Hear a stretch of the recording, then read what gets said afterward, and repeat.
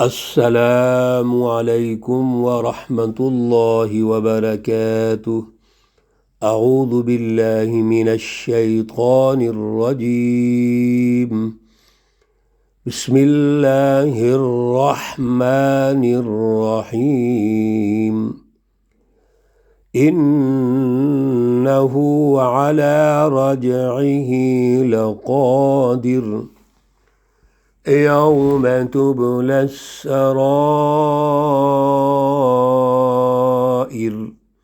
فما له من قوة ولا ناصر۔ صدق اللہ العلی العظیم۔ اللہم صلی علی سیدنا ومولانا محمد النبی الأمی وعلی آلہ واصحابہ وبارک وسلم وصلی علیہ۔ معزز سامعین و سامعات، پارہ نمبر 30 سورۃ الطارق، آیات مقدسہ 8 تا 17 ہیں۔ سورہ مقدسہ کا دوسرا حصہ ہے۔ اللہ رب العزت ان آیات کا فہم اور شعور عطا فرمائیں اور عمل کی توفیق اور صلاحیت عطا فرمائیں۔ سورۃ الطارق کا جو پہلا حصہ کل کے درس میں عرض کیا تھا، اللہ رب العزت کے ارشادات عالیہ سے آپ کو آگاہ فرمایا۔ اللہ قسمیں اٹھاتے ہیں ان حقائق کی، ان بنیادی اپنے اوصاف کی جو اللہ کی تجلیات ہیں، تاکہ یہ واضح ہو جائے کہ اللہ رب العزت کا جو نظام ہے بڑا پاورفل ہے۔ ایک انسان سمجھ جائے، اس کو سمجھانے کے لیے سب کچھ کیا جا رہا ہے۔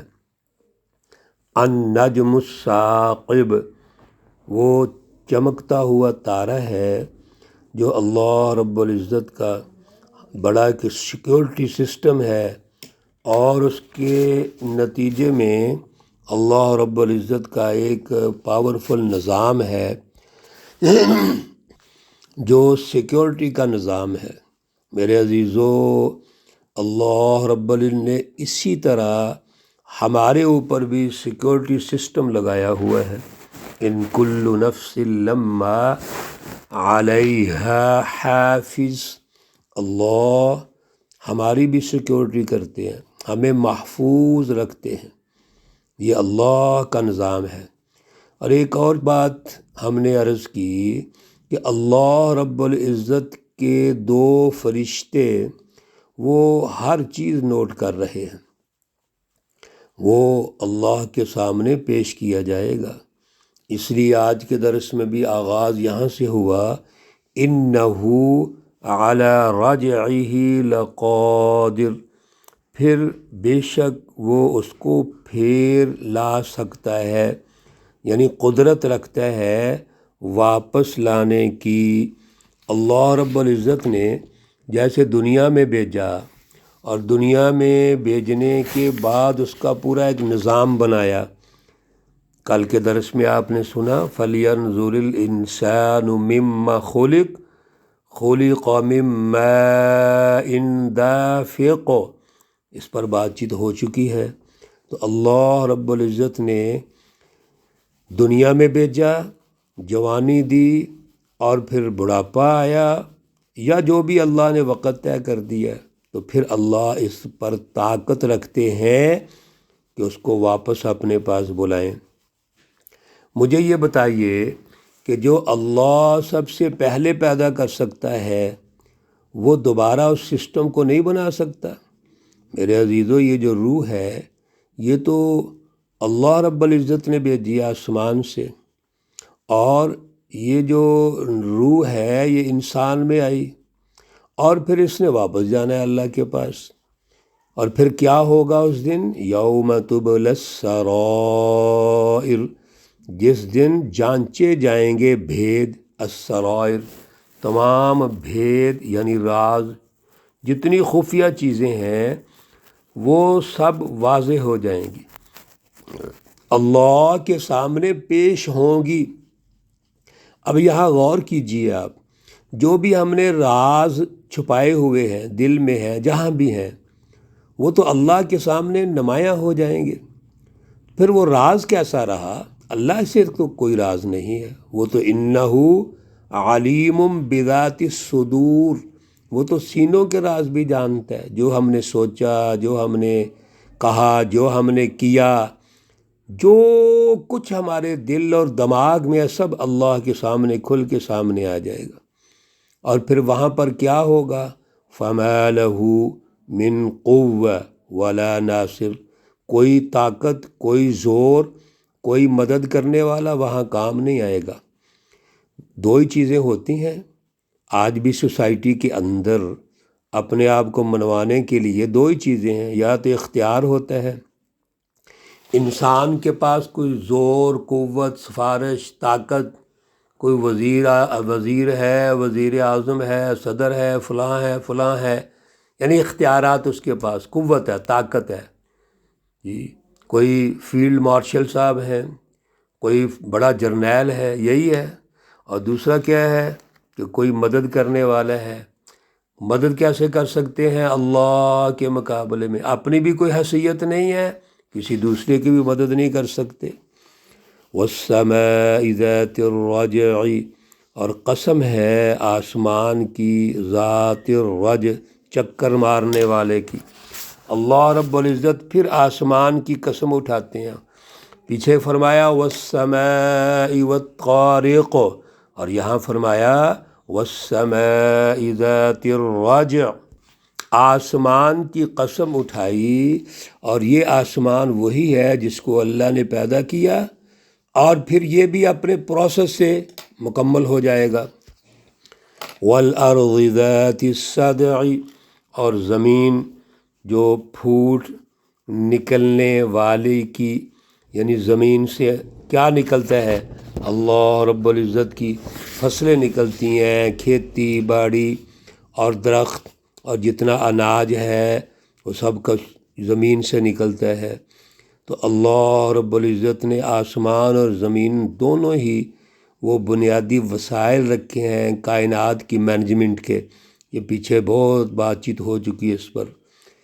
اب اللہ فرماتے ہیں اِنَّهُ لَقَوْلٌ فَصْلٌ، یہ سارا جواب قسم ہے کہ بے شک اللہ کی جو بات ہے، یعنی یہ بات کون سی؟ کلام مقدس، فصل، دو ٹوک ہے۔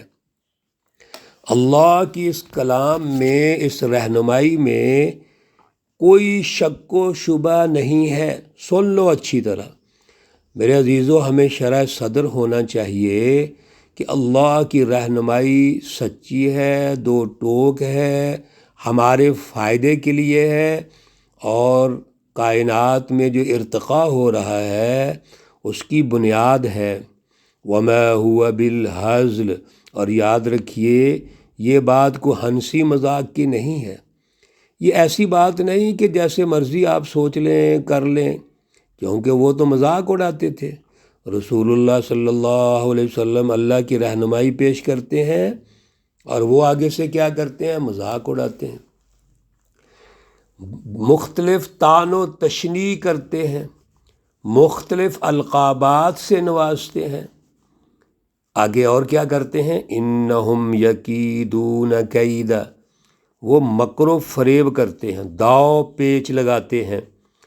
اللہ کہتے ہیں تم بھی مکر و فریب کرو، تمہاری سوچ پست ہے، کفر، شرک اور نفاق پر مبنی ہے، اور تم جو بھی داؤ پیچ لگاؤ گے، مکر و فریب کرو گے، جو بھی تم پراپوگنڈا کرو گے، اللہ کہتے ہیں وَأَكِيدُ كَيْدًا، میں بھی تدبیر کرتا ہوں۔